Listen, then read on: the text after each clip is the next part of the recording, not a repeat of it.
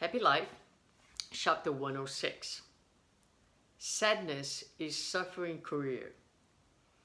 Do not hold on to sadness or let it contaminate you with its miasmas. Of course, not every day is bright and rich with joy. At times, suffering seems to gain the upper hand.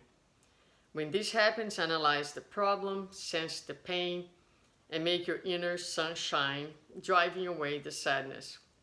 In doing so, you more easily overcome life's trials. Cultivating sadness renders you vulnerable to mental, emotional, and physical infirmities. I think it's important that we distinguish what Joanne Jones is talking about here.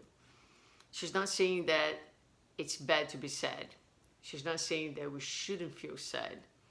She's not saying that there isn't place for sadness in our lives. On the contrary, she says she recognizes that not every day can be a bright and joyful day.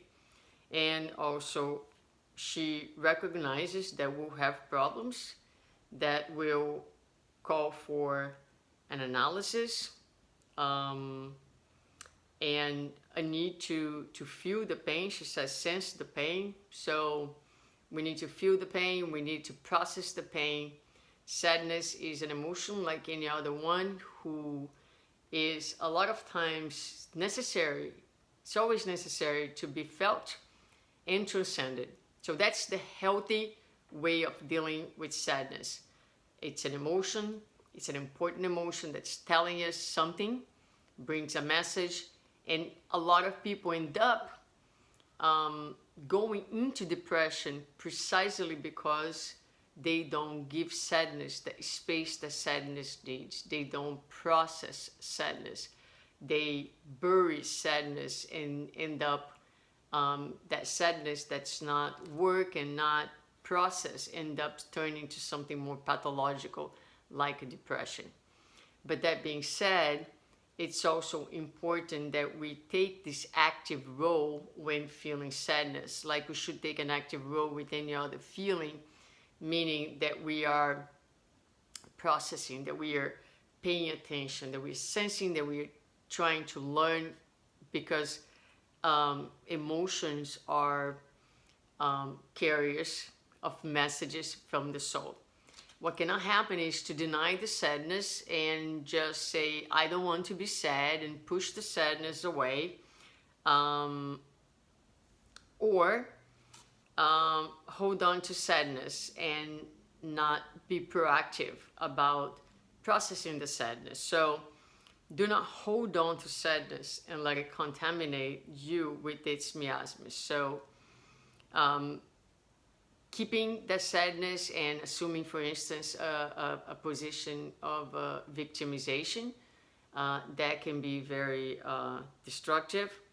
Sometimes it seems to gain the upper hand, and so we have the power to bring brightness to our days, and the more we can sense the pain, the more the sun can shine through. There's a space for our inner sun to shine.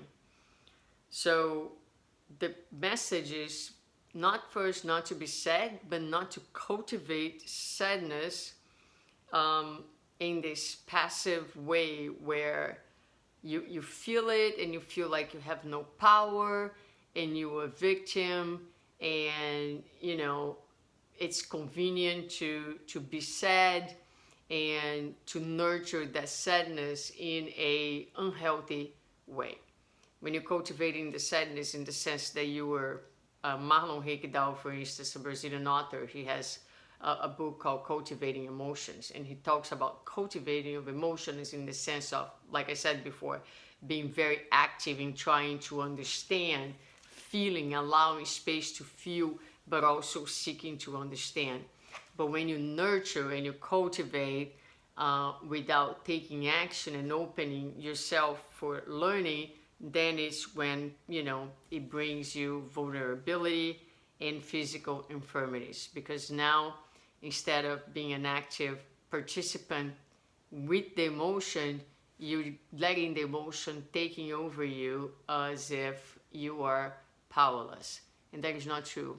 we always have the power to work on our emotions, learn from them, grow from them.